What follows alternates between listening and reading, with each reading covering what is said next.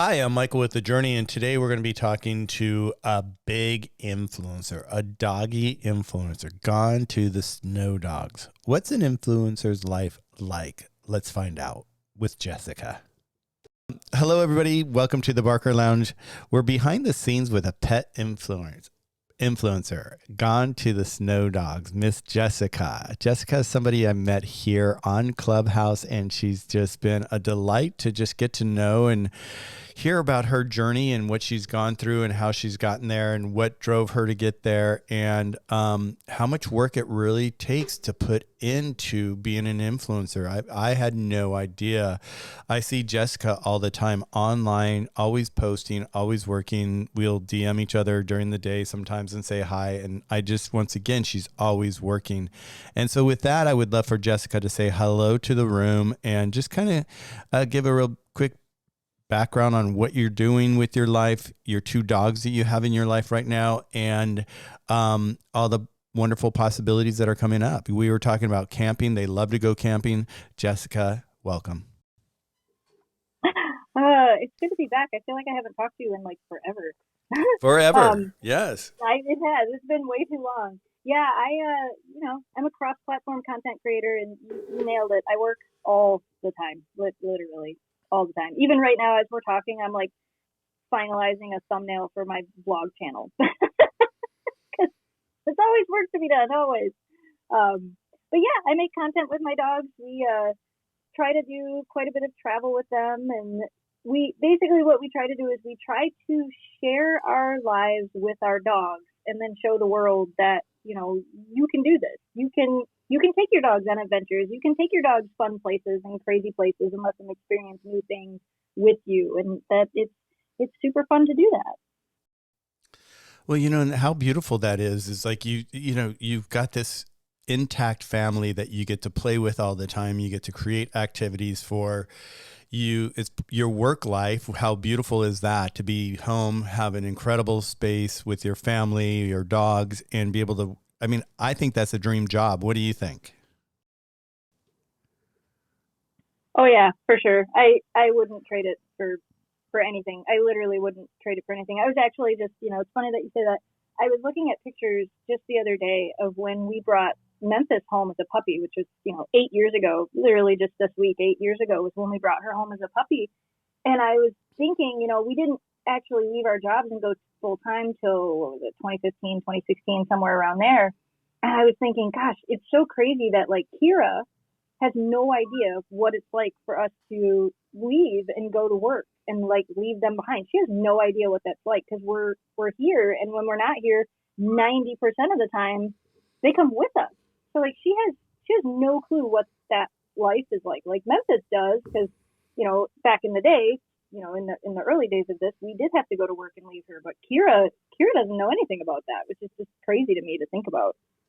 Do you think, because we talk about this a lot, about exactly what you're talking about. Like your one dog has no idea anything different than just being with you 24/7, where Kira does.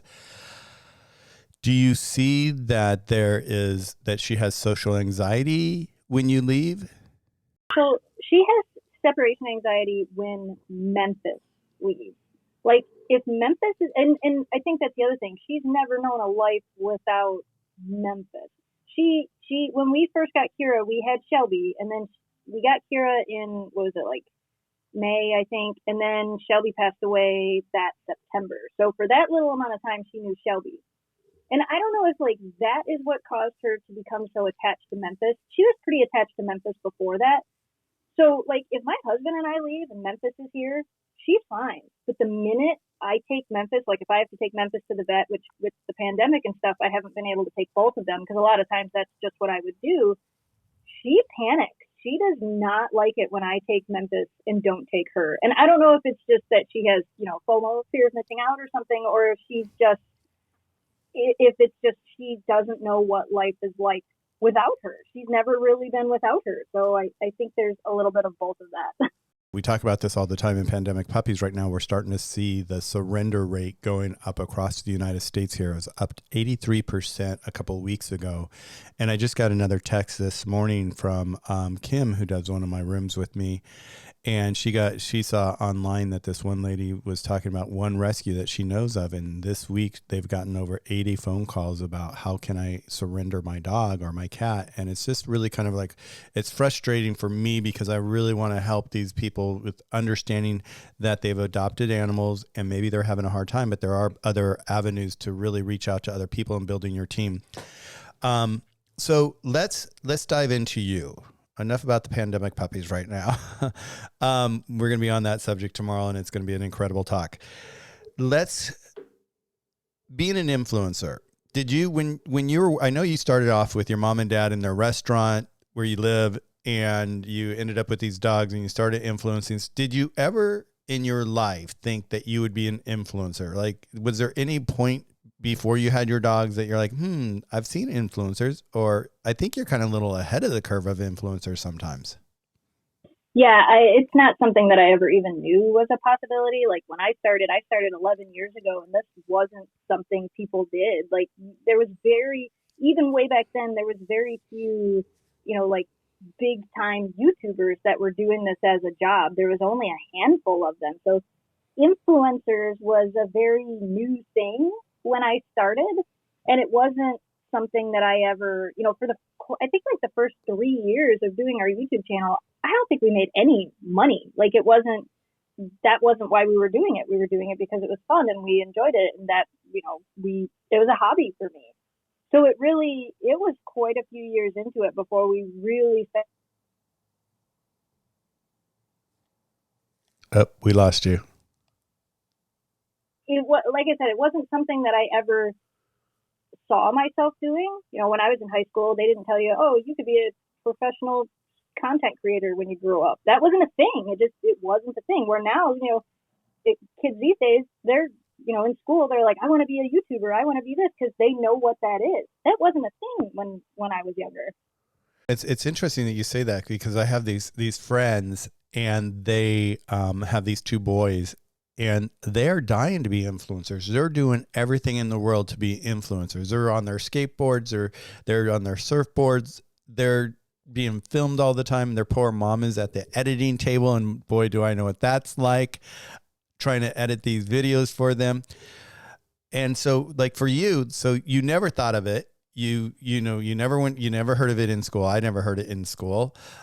When I came out and I had my own business doing design, and people were like, oh my God, you should be posting this. You should be talking about this. And I was right in the right spot to do it, but I just didn't realize what it really meant. So it really didn't make any difference to me if I posted or I didn't post.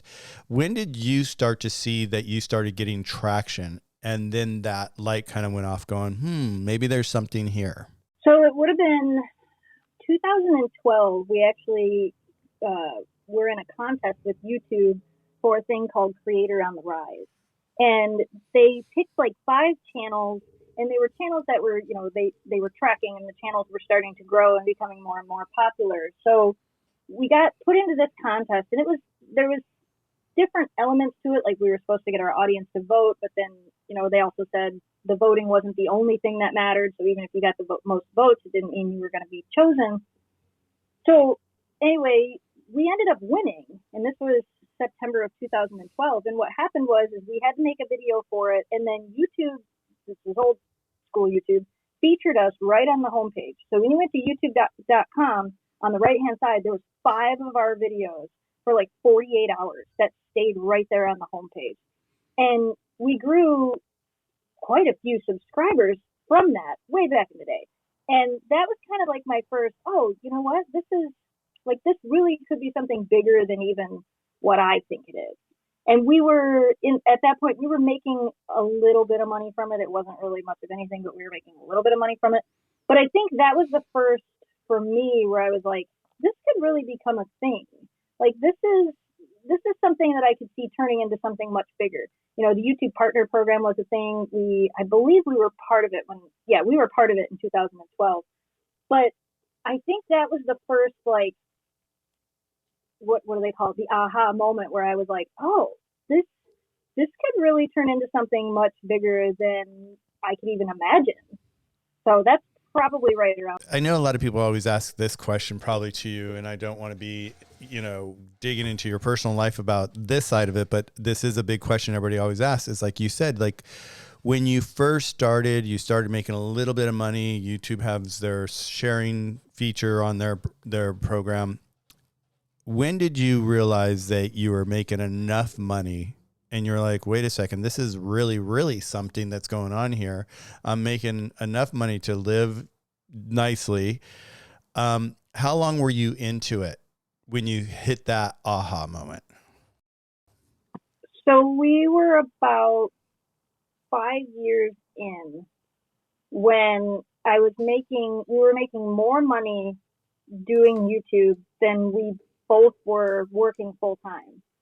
But it was still such a volatile thing. There were months where it was like, holy cow, this is amazing. And then there were months where it was like, well, we really have to be careful because we just don't know where things are going to go. So, but it was about 5 years into it. And then at that 6 year mark was when we actually took the leap and finally did it. But for that whole year, we pretty much took everything that we made and pretended like we weren't making it and just stuffed it aside so that when we did take the leap, we would be ready. Because it's a really interesting thing. Ad dollars and brand deals and sponsorships, none of this is a guaranteed thing.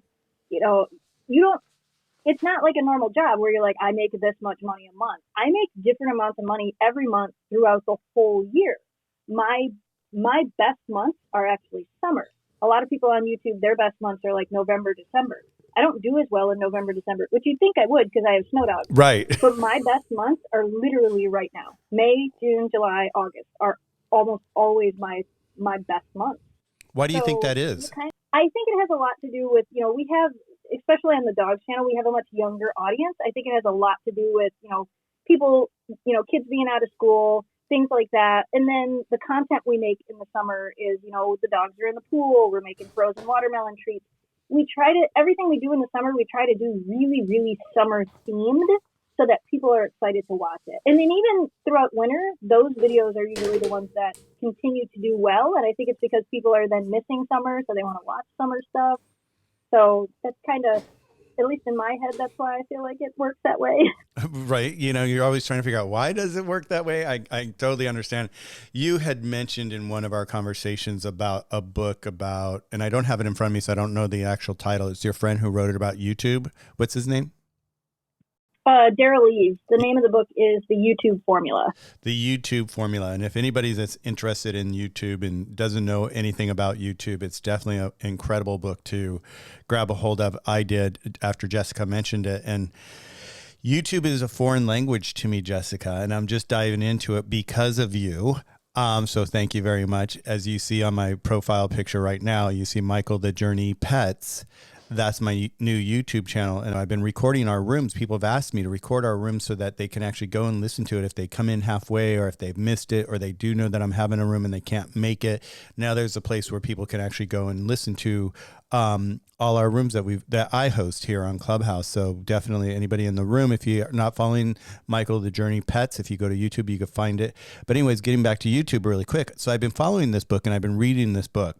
And it talks about in the very beginning, when you start your channel, don't get obsessed about how many followers you have, how many likes you have. Just get through your first 100 videos. And to me, that was like, wow, that's okay. Being the person I am, how can I not want my videos to do well? How can I not want to have followers? How can I not want to have likes? That's why I'm doing this. But Daryl says, give it 100 videos, then look at your first video. You're going to go back and you're going to laugh at it. Did you start with anything like that, or was this not even on your radar back then? No, it wasn't really, even like the analytics inside of YouTube have come so far from when I first started, now you can see like click-through rates and all these, retention times and watch time didn't even used to be a thing on YouTube. Views was what mattered. And then they switched it to watch time. But there's so much truth in that. You can't just put up a video and expect it to do amazingly well. Like you have to, everything gets better with practice. So you practice over time and slowly you get better and better and better. And you really, within those first videos, you're going to learn whether or not you love this or you hate it. And then you're going to learn to stop doing the things that you hate and only do the things that you love as your audience grows. You're like, okay, I tried this, it didn't work, let's try something else. So there's a lot of truth to that. You got to make 100 videos before you really know the direction of everything and where it's going. Yeah, it has been a process. And I kind of feel like I've already made the 100 videos because I have over 100 videos of our rooms in the can, I call it. They're not nowhere edited or up yet. We just have maybe 15 up right now, but it's a lot of work. So where do you find your time to do everything that you do? Because I know you're on Instagram, you're on Pinterest, I believe you're on TikTok, YouTube. Where do you find your time to be able to disperse all your data throughout all these different social medias? So I literally just work all the time. Like even right now, the dogs are asleep. I made sure before this that, we were out in the yard and we were playing and I got them all tired and distracted so that I could sit down and get some work done. So it's an insane balancing act. And I do 90% of everything that gets done. I do have an editor that edits my blogs, which I put out 4 of those a week. So that has been insanely helpful since I started doing that. And I think that's kind of what it comes down to is figuring out where your weaknesses are or where you need the most help and trying to find, can I outsource this to somebody else? My Facebook page, the only thing I do on my Facebook page is the photos. All of the videos on there are actually edited by a company that I work with. So it's really finding your groove and your rhythm. I don't watch TV. I don't watch TV shows. It's not a thing that I do. When we know we're traveling and we're going a bunch of places, I try to have a bunch of things pre-scheduled to go up so that content is constantly happening. I think it's like, for me, it's like riding a bike. I just do it. There's no, like, it's not like I sit here and I go, oh, I got to do this and I got to do this. And I literally just do it. It just comes so naturally to me. But I think that has a lot to do with the fact that I've been doing this for so long. The other thing is like I have lists. So I know when I produce a piece of content, I want to make sure that it gets posted here and here and here or modify it for here. And then I check things off as I do it just to kind of keep myself on task, if that makes sense. Yeah, it does. I mean, I've got those lists, so I understand. I mean, I've got check boxes here. In fact, I just started a new list on a spreadsheet for all my YouTube channels. So I have their links all together. And I'm like, how many lists do you need? I mean, how many lists do you have? They're endless, right? Oh yeah, they're definitely endless. There's so many lists, it's unreal. Seriously, I'm sitting here, I've got lists and lists, and then I look at the list and I'm like, what was this list for? I have no idea why I was making this list, but it is funny. Because I guess I'm embarking on kind of like what you started years and years ago. I didn't realize I was doing this, and I was getting into this position where I was going to start having a YouTube channel and, being this host on Clubhouse with all the rooms that I host with all the wonderful people that like yourself that come into my rooms, and we get to break this down for everybody in Clubhouse. I never realized I was going to go in this direction. It just kind of organically happened, and I really love it. I really enjoy it, and I enjoy doing this and having this space for people to learn. This is what this is all about. Learn. It's like what we don't know. And I love discussing all different topics. That's why I love having you on here, because you're a different topic than we usually discuss. You do 90% of the work, right? And so because we talked about this before, and I know that you have a friend that's an editor here in California that helps you, that does a lot of your editing for you. And it's because he does it because he knows you, and he knows what you like, and he knows what you don't know that you like as well, probably. And he probably pushes you to do things that maybe you don't know, but it was probably hard to find that person. So that's why I'm guessing that's why you do 90% of your work. Yeah, it's really hard. And this happens with a lot of creators. We tend to be, and I don't necessarily know that it's, people are like, oh, you're just a control freak. I don't think that's it. I think what it is this is literally our personal work. These are the things that we're so passionate about and we're so into. And to hand it off to somebody that you don't really know is insanely difficult. And like with Dan, which he's actually down in the audience, I've known him for 6 or 7 years now. He knows the ins and outs of my business. He's one of the people that I have talked YouTube with for literally 6 or 7 years. So when it came down to like, I need to find somebody to help me, I went through a whole bunch of stuff. Like I was going to use VidChops, I was going to use Video Husky. And then we were just talking and I'm like, what if I just give this to you and see if this works? Like, let's test this. Let's see if you can recreate what I do. And even though I know him very well, it was still hard for me to actually let go. Like, okay, I don't have to get up every morning and try to edit a vlog and try to have it out by, 2:00 or whatever time, which like I have one that's going out today and it's still not done. Well, it's done. My part of it's not done. Mm-hmm. Dan got it done. I didn't get my half done. But like, it's the nice thing, with Dan is like, he knows my dogs. He knows my husband. He knows me. He knows who we are and what we represent. And I feel like, he's always, he's not going to, he's going to take a lot of care in what he's editing. And I can see that every time he sends me a video, I'm always blown away going, wow, I couldn't make it look like that. I couldn't make it flow the way you do. And you aren't even there, yet you know and understand the story because you know us and our lives. So for me, it's been insanely helpful. Well, and it's hard to find people like that get it for you, because I know that I've looked and I've reached out with our businesses in general, finding a marketing person, finding an editor, finding graphics, because I do all our own graphics. I design all our packaging and all that. But when it really comes down to like the layout of the numbers and names and all that, I'm like, give it to somebody else. But it's still, even when I do that, and you said, it's not that we're control freaks.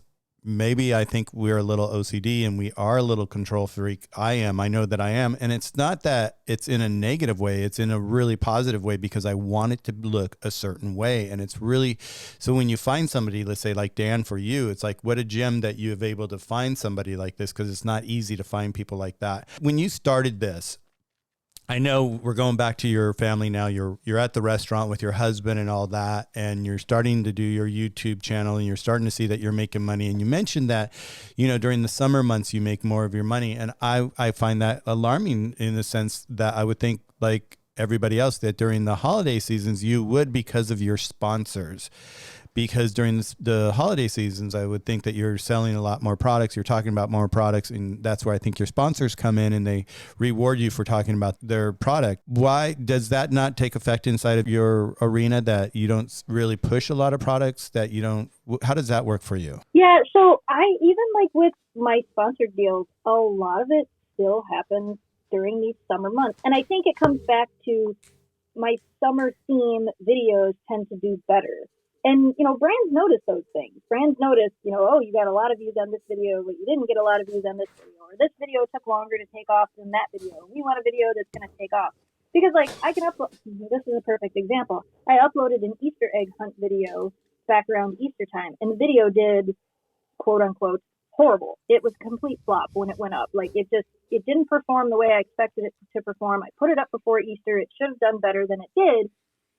But over the past few weeks, it's exploded and it's doing amazingly well right now. Well, if that would have been a sponsored video that the people, wanted the information to be out at that time, it wouldn't have performed well for them, although it would have performed well over time. And I think when it comes to like my summer content, it tends to pop so much quicker. It's easier for brands to see that and to see, oh, this got this many views. We know we should probably get this many views within this much time. And I think that's kind of why. And that's not to say that I don't do sponsored deals, brand deals, and things like that all year long. I do. I just tend to do better with them in the summertime. But we're also promoting things like, flea and tick stuff for pets. And, that's a big thing. It's springtime. There's always that reminder going out there, spring, early summer, don't forget to protect your pets, things like that. So my channel, I always tell people, I feel like I just have a seasonal channel, and I'm okay with that. Like I've come to understand that. And that's not to say that I'm not working, to try to make it different. But at the same time, I've come to understand that YouTube is literally a roller coaster. There are months where you are going to be at the top of that hill, and then all of a sudden you're going to be at the bottom of the hill. And then the next month you're at the top of the hill, and then you're at the bottom. And it's been like that ever since I started. So I don't know that that'll ever change. So that's a big point that you just made, and it's such an important point to actually talk about for a second, I think, is the fact that you're up, you're down, you're up, you're down. Being humans, we are very emotional and we get attached to things so easily. During those ups and downs, how long did it take you personally, mentally, to be able to understand, oh, it's not really me, it's just the way this works, and I'm going to go with the flow versus feeling bad when it's down and happy when it's up and throwing my emotions all over the place? Have you ever found that space where you're just like, okay, this is what it is? I try to live life with and I try to do this, and it's not to say that sometimes I don't fail at it, because sometimes I do, and I message friends of mine and freak out, but I try to live my life with, I did it, I put it out there, move on. If it's going to perform, it's going to perform. If it's not, it's not. And that's just the way it is. And that's not to say that, I won't go back and change a thumbnail or change a title or, a description or put it in a different playlist. I do those things, but I always try to learn from what I feel didn't work and move forward with it instead of constantly staring behind me. And I've always tried to do that. And I think by doing that, for me, mentally, it makes things a lot easier. Because if I always focus on, oh, this video that I did 6 months ago did absolutely horrible and I don't understand why. Well, I mean, really, if I sit there and look at it and study it, I could probably figure out why. Study the analytics, look at the drops. Was it the right time to release that video? Those certain things. I can figure those things out, or I could just move forward. I could be like, all right, that one didn't hit, and I'm okay with that. But at the same time, I'm very fortunate to be in a position where if I have a video that doesn't do well, it doesn't throw off everything for me. Like, I'm still making money, I'm still, doing well. So if I have a video that flops, it's not as detrimental as it can be for people that are just starting out. And that's always why I try to advise people that are just starting out. If you're very new to this, you need to have a bubble. You need to have, a budget. You need to stick to your budget, and you need to make sure that you have 6 months to a year of that budget set aside. Because if something were to happen, an algorithm change, the adpocalypse, all the COPPA stuff with the kids videos, or COPA, whatever you call it, with the kids videos, when those things happen, you have to have a plan, because otherwise you'll experience creator burnout. You're going to drive yourself insane. You're constantly going to be worrying.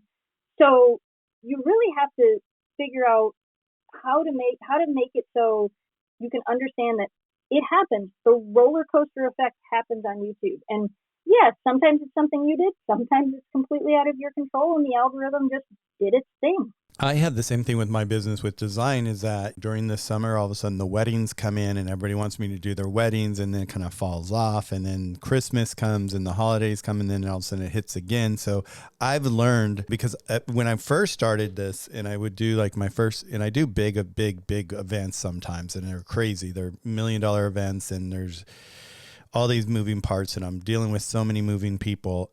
I get so charged up and my anxiety disappears. I just get so enthusiastic, and I just have so much fun producing the event, and then all the way up to the day of the event, and then it even gets noisier and busier, and then all of a sudden the event happens, and then right after the event's over, within 3 hours we have the whole place cleaned up like nothing was ever there. And the next day I sit there and I'm like going, what just happened? Wait a second, it's quiet. And it took me a while to get used to that. So I'm totally understanding what you're talking about. And it's really understanding that flow and getting into that flow and understanding where your flow is going to be taking you next. So with talking about all this, so let's jump back a little bit. So when you wake up in the morning, let's go through your typical day of what you do. You wake up in the morning. What do you do? Where do you start? You have your breakfast, you have your coffee or whatever, your maple syrup on your pancakes. Oh, your dog, you like that one? I had to throw that one in there, everybody in the room, because like she posted this damn video that her and her husband are sitting there tapping into a maple tree, draining the maple syrup out of the tree, and then cooking it and teasing the hell out of me. And I tried everything to get her to like maybe part with just a little bottle, but no, all she would part with are these videos of making maple cookies for her dogs. And I was like ready to fly out there and strangle her. It's like so cute. I love it. So anyway, so let's get back to subject. Talk about your typical day. So I I feel like every day is a little bit different, but most of the time, like literally the first thing I do when I wake up in the morning is I have to, run the dogs outside, like get them outside, and then normally like they'll eat breakfast, and then I usually sit in the living room with them for a little bit, or if it's really nice outside, I'll take them back out and we'll sit in the yard for a little bit. And even though like I'm outside and I'm with the dogs, I usually have my phone and I'm checking emails. I'm looking at my calendar to see what has to be done today. Like even today, I have things that I have a thing that I'm supposed to be doing at 3, and then after I'm done with that, I have a brand deal that I have to shoot. Like, I have all these things on my calendar, so I kind of study that and kind of get an idea of what needs to be done when. And I have the issue that a lot of people have. Some people say it's ADHD or whatever. I don't know what it is. I think it's just how my brain works. But I have the issue where when I know something is happening, I have a really hard time doing anything else until that's done. So like if I know I have a meeting at 2:00, it's really hard for me to get anything else done because I'm always thinking about, well, I got to make sure to be there. I got to make sure to be on time. So that's something I tend to struggle with on a daily basis, but I find ways around it. Like I'm not going to start a big project. Like I'm not going to start editing a bunch of videos right now. I'm going to do small things. I'm going to make sure, I'll get an Instagram post scheduled, or like I'm doing this 30 days of Reels challenge. So earlier I was going through some old content. I was looking at trending content and going, what do I want to do today? Do I want to create a new one? Do I want to use something that I haven't posted on Instagram before? So I kind of like throughout the day, I'm always on my phone or at my computer. If I can be outside with the dogs, I'm outside with the dogs. I actually yesterday showed my husband this hilarious photo of this outdoor office shed thing. And he goes, is that really what you want? And I'm like, maybe. I mean, if you're going to build it for me, then yes. Like, if you think this could happen. So, I'm very easily distracted, which is also hard when you work for yourself. Like, I like shiny things. I like dogs. I'm very easily distracted. So for me, it's and that's what I think people don't understand. It's not like I sit here and, do everything I'm supposed to do. I work insanely well under pressure. I have a video that is due up tomorrow by noon. I don't know what I'm going to do. I have 2 videos that I can edit. I probably won't edit them till 9:00 tonight. I'll manage to pull off a thumbnail and I'll get the video up in time. I don't know why I work like that, but I do. And like I said, I work really well under pressure. So I could have videos done weeks ahead of time. Like these 2 I have filmed, they've been sitting here. I could have edited them at any point in time during the week, but I didn't. So I don't know that I work the same as a lot of people. I'm constantly all over the place. And when people ask me that, how do you do it all? I don't know. I just do. I'm one of those people that believes if you want something bad enough, you'll find a way. And if you don't, you'll find an excuse. So I just find ways to get the things done that I need to get done throughout the day. There's really no like specific schedule. I try to be away from my computer for a couple of hours, like in the evening. My husband and I will go walk the dogs, or we'll hang out in the yard together with the dogs. But I try not to like have my phone out. I try to be more in the moment. But then I'm also filming all day because I'm vlogging our life. So, we're doing things and I'm filming, and it's chaotic. I mean, I don't know how to explain it any other way except that it's kind of chaotic. And I love that because that's how my life is. It's like I was hyperactive in school. I was this kid bouncing off the walls. My parents didn't know what to do with me. And it took one teacher one time to actually put something of art in front of me and had me do an art project. And it just calmed me down, and it really allowed me to focus. And that's when they found my magic. My magic was in art. But I was working on a project probably 10 years ago, and it was another one of these huge private events here in Beverly Hills. And I had I want to say at that time during the day, I had maybe 30 people working for me, and I want to split it down the center. Half of them were like, they would come up to me and they're, okay, I need my break. It's get 10 minutes breaks. I get a phone break. Lunch break. I get this. And I'm like, wait a second, the flowers have to be on the table. Let's get the flowers on before you take your break. And I found myself in conflict with, some people that I was working with, not negative. It was more of, they weren't following my rhythm. And I was going nuts, and I came across this book, and it's called The Da Vinci Method. And maybe this is the book for you, Jessica, to read. It talks about surrounding yourself with people that are like you. And we are different. They call us Da Vinci types inside this book. And it's about being that person that's not really a 9 to 5er, that I could not handle a 9 to 5 job. Even though I wake up in the morning like you, I don't go to bed till really late in the morning because I'm working on the computer. I don't stop working. I never stop. Like what you're discussing, it's like, and I do get distracted. I'm just like you. So we do have to like be focused sometimes, but I found after reading this book, I got to accept my chaotic way of my life, maybe not chaotic, creative way of my life, and actually be able to build things and design things and be able to work with people that work like me. And that has made a big difference in my life. But I totally understand that you never shut off. And I get that. And I see that because just being here on Clubhouse, I host 60 rooms a month in Clubhouse. It takes a lot of work to really put together the rooms that I want to put together with the people that I put together. And so I do a lot of homework outside of it. I feel it's like really full production. I feel like I'm in production just for Clubhouse. And now that I'm launched this channel, it's a whole nother production side of it. There's so much. And then I have my business and I have my design. So there's so much in my life that I'm always go, go, go, go. Where do you find, or do you ever hit that point where you just hit a burnout state and you're just like, okay, I have to give myself a few days? Do you give yourself a few days, or do you just keep going? I tend to just push through a lot of it. And I think it has everything to do with, I really, truly love what I do. I love it. And when I have to stop, like if we go somewhere and there's no internet and I'm like, oh my God, there's no internet. Like I can't check things. I can't do things. That to me, like, is terrifying. I really, really enjoy what I do. And, even when Shelby passed away, everybody was like, oh, take some time off. And in the back of my mind, I'm like, to what? If I stop doing what I'm doing, then I'm going to be focused on the fact that she's gone. And I don't want to focus on that. I want, life continues to move forward no matter what. Like, it doesn't stop for you. It just keeps going.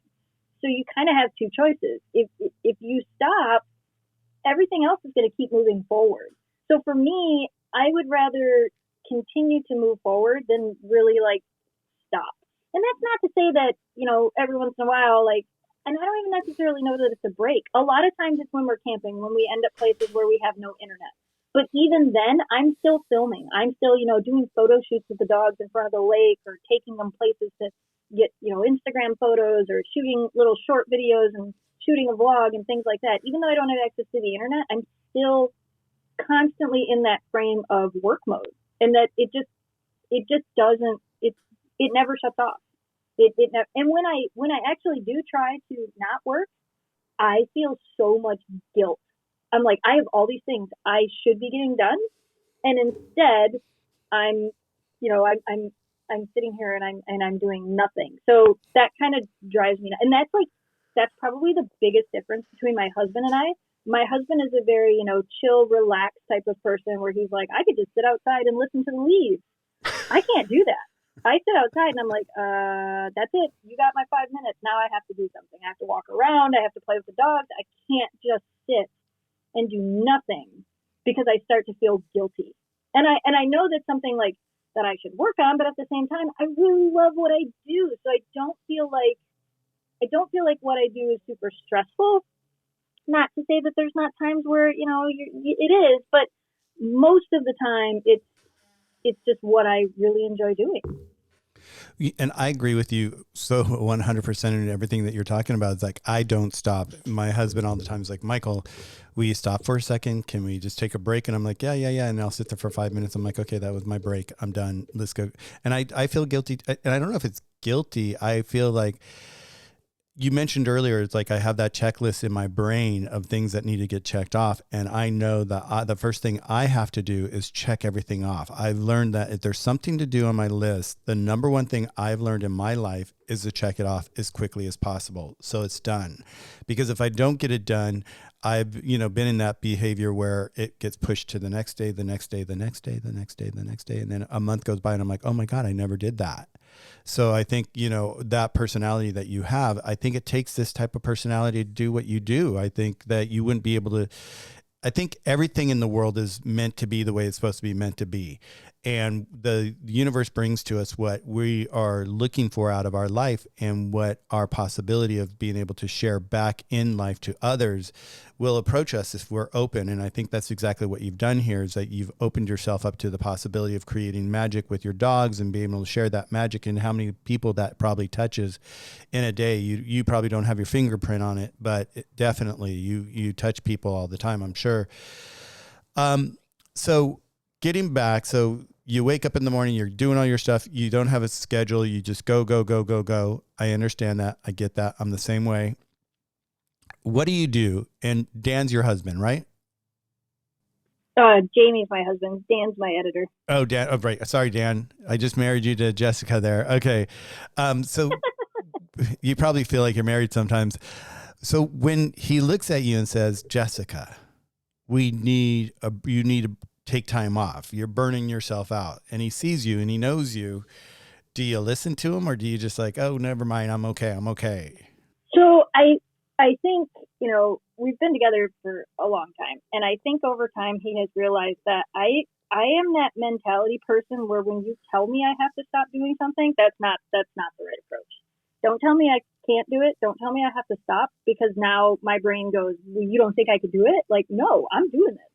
So I think over the years, Jamie has really learned that the best way to get me to kind of stop and step away is literally just to come into the room and be like, do you want to take the dogs for a walk? Or, my other favorite thing, do you want to just get in the Jeep and take the dogs for a ride? And we'll go drive through the woods and again, it's not that I don't take my cameras and film when we do it, but it kind of gets me outside, away from my computer, away from all of this stuff, and, just doing something different.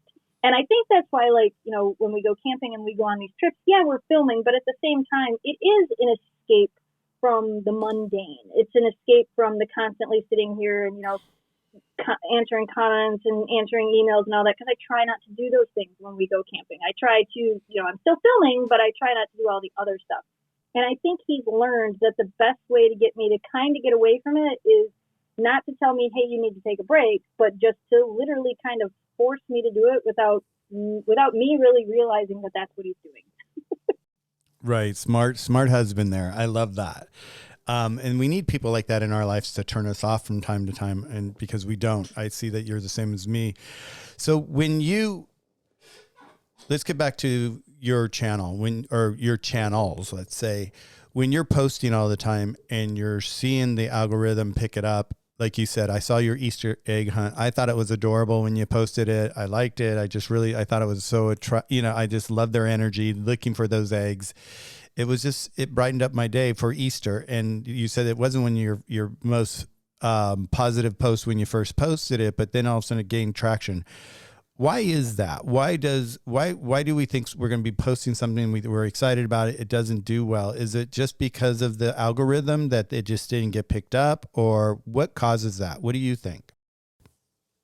A lot of times that's what it is. It's the timing on it wasn't right. And there's a lot of things within YouTube analytics that you can study, and you'll know when, like, doing this for so long and then learning how to do this through classes and things, like, there's times where you can go into your analytics and you can see YouTube wants you to make a video like this again, or you had a video that was really popular and it starts to kind of teeter off. It's like, okay, we need to recreate that again. And it kind of lifts all of those other videos. When it came to, like, it also can take like 14 to 21 days for a video to really get indexed correctly. Even when you have a larger channel and you've been doing this a long time, it can still take time for YouTube to show that video to the right people. The dog's channel is in the YouTube Kids app as well. So a lot of times it takes a little bit of time for the video to be approved, and then it goes on the Kids app, and I get a lot of views from that as well. So there's so many factors that go into all of it, and every channel is different. Like, it's so interesting how every channel is so different when it comes to all of that. So we talked about this before too, is that you always usually have like the channel of the month that you love. And that goes back and forth between Instagram and all the other different channels. What's your channel of the month this month? It's going to be Instagram, because I'm doing Instagram. I'm doing 30 days of Instagram Reels, and I'm having a lot of fun with it. And I'm meeting a lot of new people, because I'm in a group with a bunch of people, like an accountability group with people on Instagram that are doing this. And it's not just the posting of the reels, because I'm getting a lot more engagement on Instagram. I'm not necessarily growing a lot more right now, but the people that I'm meeting and the things that I'm learning from those people have just been amazing. So it's like having this little community within Instagram of people who I've never met before. And now we're in, this group chat and we're talking and we're all talking Instagram tips and, hey, this worked for me, or you should remix this. Like right now it's kind of my social fun app of the moment. And so I think that's really important that we're talking about that, because it's like you need to like really be able to identify what's working for you in the moment and just really concentrate on that particular app. But, so with having all these different platforms, and we've spoken about this before as well, is that you'll break out your videos, you'll shorten them, you'll do all this, but how much effort do you try to make each one of your posts different inside of each different platform, or do you pretty much keep it the same and just shorten it? I pretty much just keep it the same. There's not a lot. I've learned throughout the years that from a creator standpoint, you think that everybody sees your content across every platform every time you post it. And that is so far from the truth. And I think it's something that creators really need to understand. If I post a video on Facebook and I post the exact same video on YouTube, those are two different audiences. If I post the same video on Instagram that I post on YouTube, they're two different audiences. Instagram viewers, TikTok viewers, YouTube viewers, Facebook viewers, there's very few crossover people. There's very few people that are going to, that they want to see the video all over the place. A lot of times you're reaching your different audiences on each of those platforms. I've pretty much uploaded the same content everywhere, and I've never had anybody be like, oh my gosh, I already saw this, you shouldn't be uploading the same thing. I never get that. And it's because if you look at the people that are commenting, the people that are commenting on Instagram are different than the people that are commenting on YouTube, are different than the people that are commenting on Facebook. So it's different for each platform. The only thing I do try to do is, if I have time, I try to format the content specifically for each platform, because that tends to make it go over well. But if I don't have time, I still just put it up, because, you never know what's going to hit. Did you find along your process of becoming an influencer that you were giving too much of your effort in trying to make the material so relevant or so precise and so cleaned up that the algorithm really didn't pay attention to that side of it, and that you found that it's easier just to go ahead and video and put up and let the algorithm take it over from there?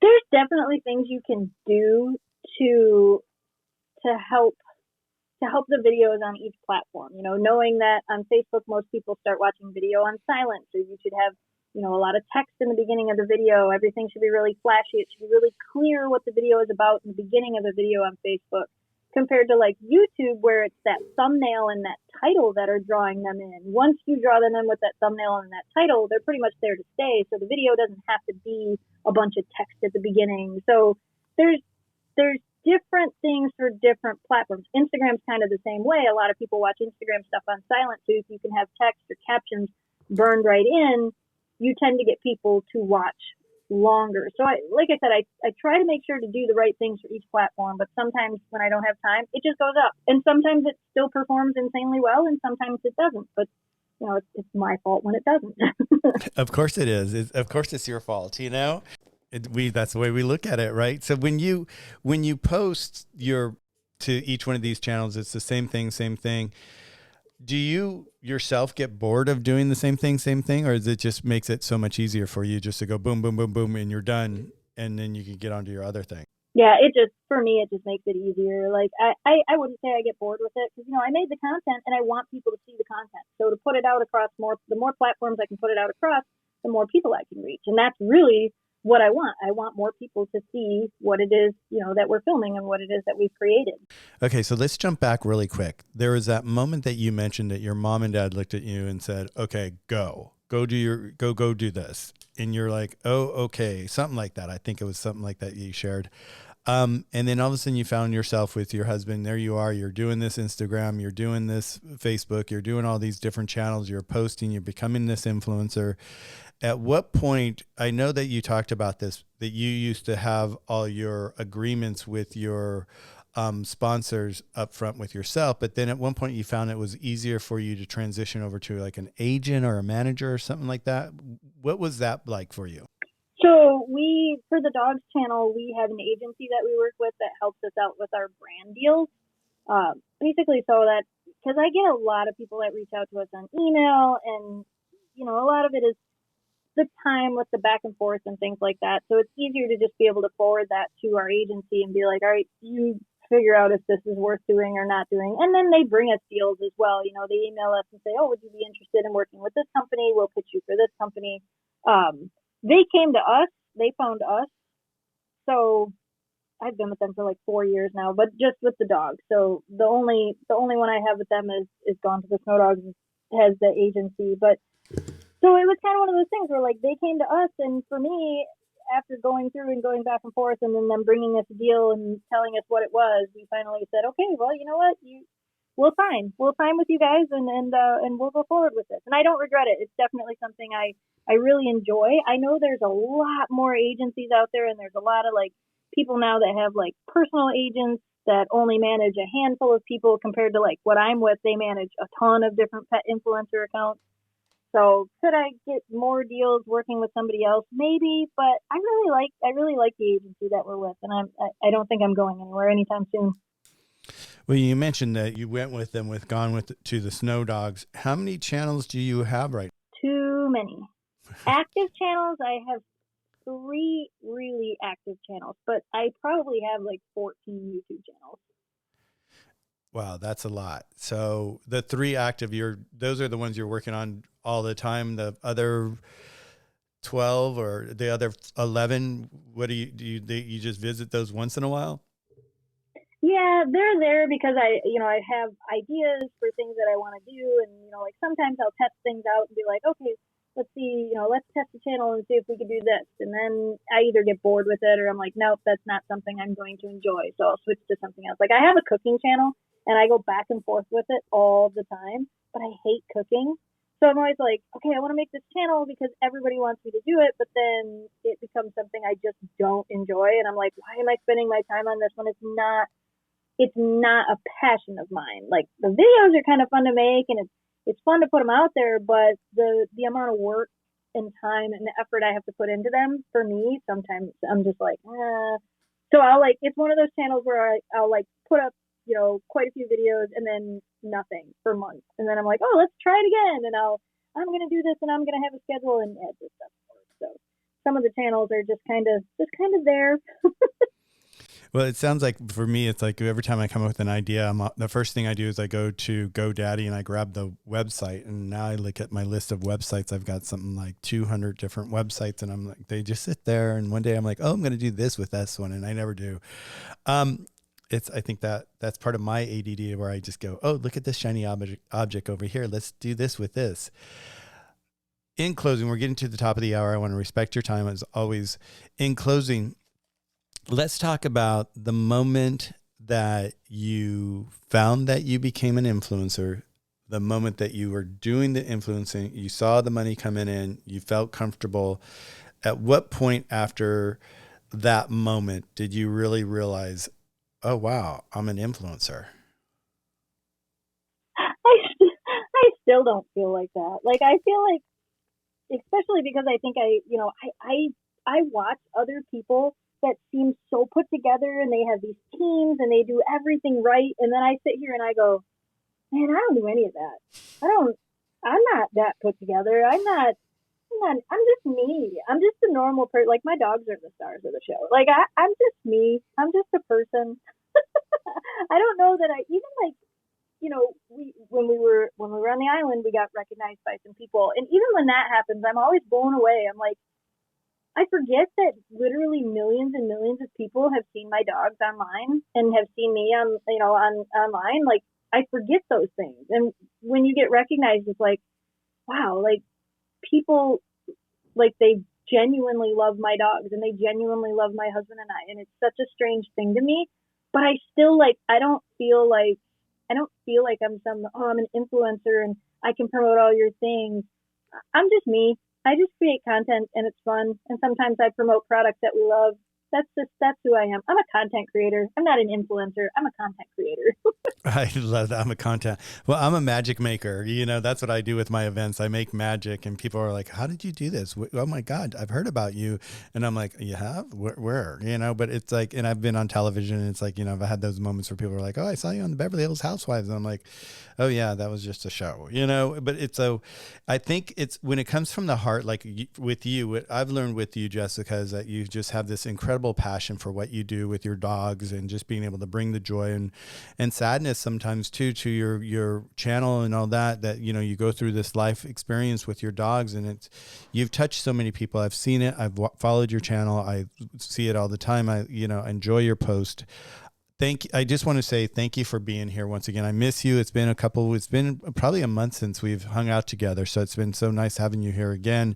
And I'm hoping that we could get back on track, because I think what you have is like so much incredible personal knowledge, and you come from such a peaceful place in your heart when you talk about this, and you can see that you have the passion that you want to help other people. So I hope that I could get you back, and we could start a routine, and maybe do some sort of coaching channel together or something like that together to help people. Cause that's what I'm here for on Clubhouse, is just really being able to share the love, share the knowledge, share the wisdom, help people understand what they don't know. And if they're interested in different areas of life or different things, this last year has brought so much awareness to all of us. A lot of people have pivoted. A lot of people have actually started to follow their passion and what they want to do in their life. Definitely, Jessica, you did that with, gone to the Snow Dogs with your dogs, leaving your family's restaurant. Do you ever look back at your family's restaurant and say, I miss it? Yeah, I might actually be going back to help my brother out for the next couple of weeks, because he's losing a few employees, and kind of like everybody else in the world right now, he can't find anybody to work. So I told him, I'm like, just let me know. I'll come in and work a couple hours a day. Like, if that's what's got to happen, that's what's got to happen. I can see you behind the bar with your two dogs. Okay, here we are in the restaurant taking a picture. We're not supposed to be here, but here we are. We're at work today. We're actually working today. Well, thank you, Jessica, for being here. Everybody in the room, thank you for joining us today for the Barker Lounge Behind the Scenes of a Pet Influencer. This is Behind the Scenes. Jessica's an open book here. I really enjoy her conversations with us. We will see you again soon. Everybody have a beautiful, beautiful day. Thank you for joining us. I'm Michael, and I'm out. Have a good day, Jessica.